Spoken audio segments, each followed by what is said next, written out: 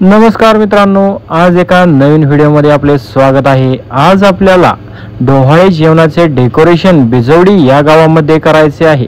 सर्वप्रथम आपण सर्व प्रकारचे मटेरियल गाडीतून खाली करून घेतलेले आहे। मटेरियल खाली करून घेतल्यानंतर बॅकड्रॉप जोडून बॅकड्रॉप वरती फुलाचा पांढरा असा पट्टा लावलेला आहे व आपल्याला लगेच चहाची सुविधा उपलब्ध झालेली आहे। हे पहा, आपले कार्यकर्ते कसे चहा पित आहेत। हा नामचा प्रतीक, याला चहा कसलाही बिलकुल आवडत नाही।